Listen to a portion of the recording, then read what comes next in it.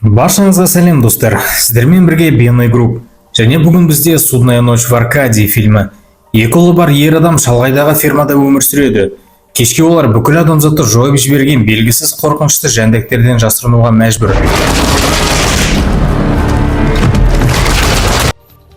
Фильм постмодерндық ирониядан басталады.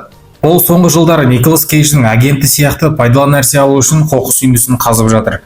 Ер адам артқы жағында сирена дабылдары естіліп, әскери патрульдер көрініп, оқ атылған кезде аллейкамен жүгіріп қашып кетеді.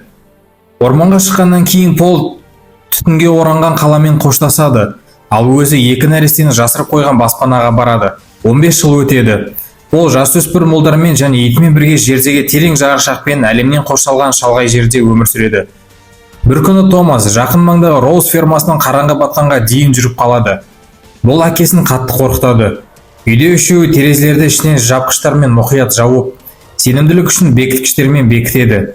Содан кейін олар кешкі ас ішіп жатқанда Пол ұлына егер ол тағы да бір рет кешігіп келсе, ол енді үйдің айналасындағы шекарадан шықпайтынын ескертеді. Джозеф ағасының көршілеріне деген қызығушылық туралы сұрақтармен араңдатады. Бұл аздап жанжалға алып келеді, ал әкесі өзінің авторитетімен екеуін басып тастайды. Кештің қалған бөлігін балалар шахмат үшін өткізеді. Ит еденде ескеп мазасызданып жатқанда Пол мен Томас бірінші қабатқа түседі. Кенеттен біреу бекітілген есікті сындырып, оны өздері ұстап тұруға мәжбүр етеді. Бұл тоқтаған кезде ер адам бақылау терезесі арқылы айналаны мұқият тексереді, бірақ ешкімді көрмейді.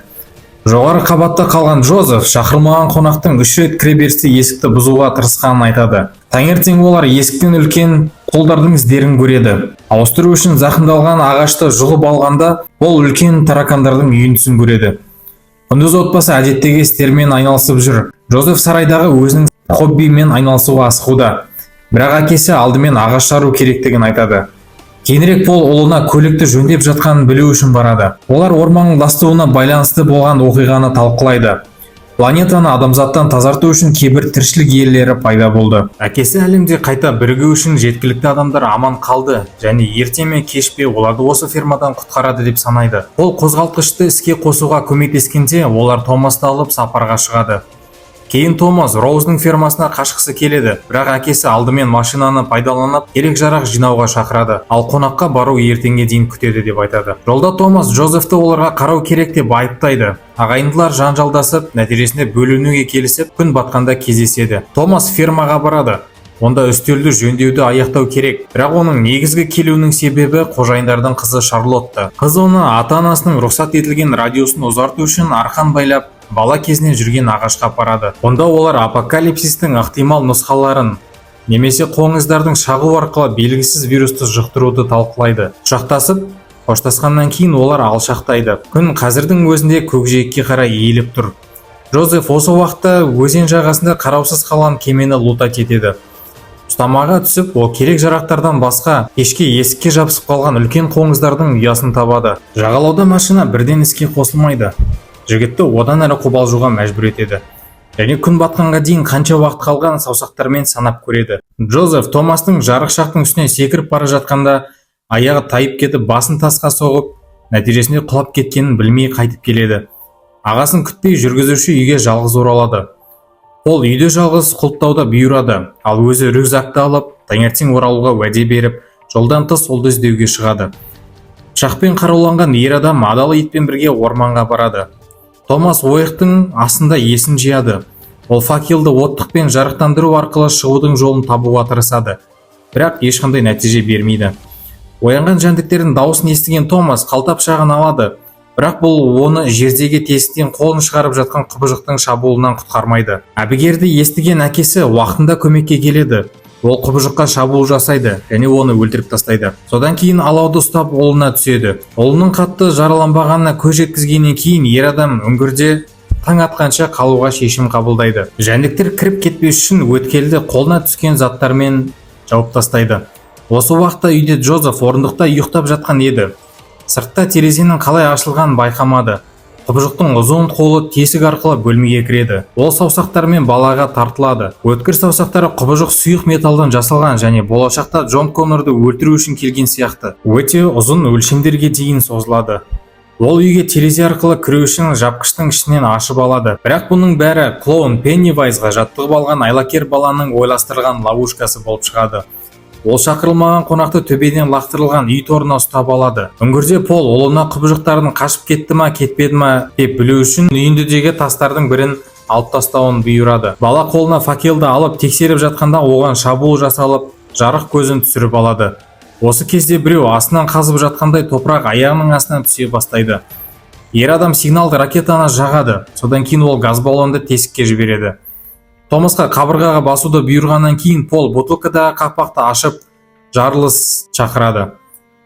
Таңертең терезеден қарап, туыстарын байқамай, Джозеф машинада іздеуге шығады. Томас пайда болған жер үйіндісін қазып алып, жараланған әкесін сүйреп шығарады. Ал адал ит ағасын тауып алып, қайда бару керектігін айтады. Джозеф ағасымен бірге жараланған адамды арбаға тиеп, жатын бөлмеге апаратын үйге барады.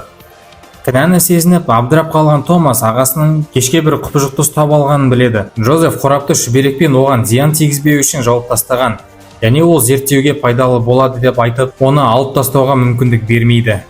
Томас әкесінің жараларын емдей отырып, олар кеше бірнеше жәндіктерді өлтіргенін айтады, және ықтимал қауіптен құтылу үшін оны да өлтіруді ұсынады. Ағайындылар сеткаға пышақпен жақындайды, бірақ тағы бір жанжалға байланысты олар тек сыртқа шығарып жібереді. Ол қорқынышпен кроваттың астына жарықтан алыс жасырынады. Құбыжық шығып бара жатқанда бөлмеге жүгірген ит оған қарсы шабуыл жасайды. Джозеф әлсіреп қалған құбыжықтың швабрамен еденге басып ұстап тұрғанда, Томас балтаны ұстап, басын кесіп тастайды. Томас құбыжықты жеуге бола ма деп ойлайды. Джозеф, конечно, болмайды. Жындысың ба сен деп жауап бергеннен кейін, оның қалай жұмыс істейтінін түсіну үшін вскрытие жасауды ұсынады.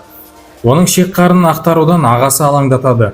Ол әкесінің ересектер мен дәрі-дәрмектер бар Роуз фермасына апаруды ұсынады. Джозеф бейтаныс адамдар оларға көмектеске келетініне күмәнданады.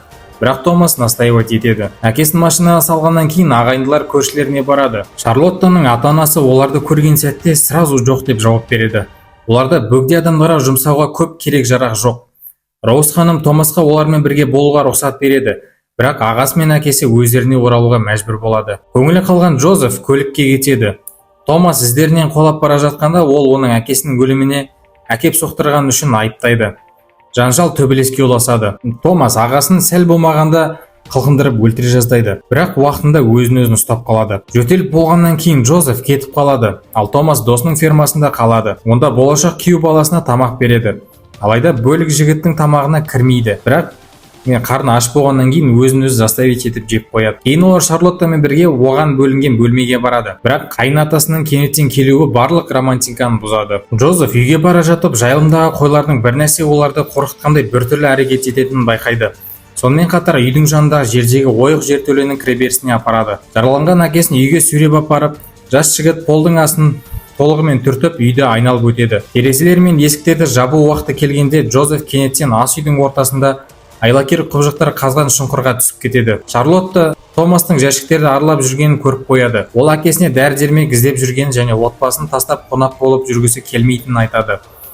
Күн батқанға дейін аз уақыт қалғанда жігіт қызды дәрі-дәрмекпен бөлісуге көндіреді. Ал сол уақытта қызметкерлердің бірі олардың әңгімелерін естіп қояды. Таблеткаларды алғаннан кейін Томас үйге жүгіреді, бірақ жолда оны күзетші мылтықпен ұстап алады. Ферма қызметкерлері Томасты ұрлық жасады деп айыптап, оны байлап қояды. Оны ұстап алған адам аяғын атамын деп қорқытып, мылтықпен қорқытады.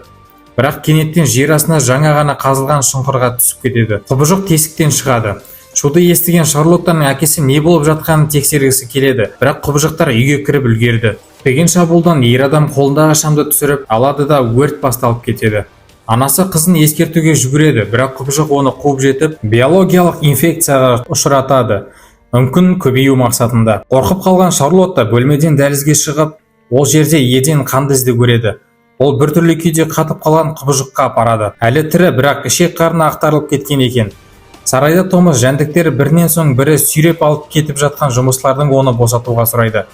Ал олар оны тастап көшеге жүгіріп шыққанда келе жатқан құбыжықтардың жаңа бөлігін көреді. Жас жігіт оны байлап кеткен ағаш рельсті сындырып үлгереді, бірақ оның алдында аш құбыжық келе жатыр.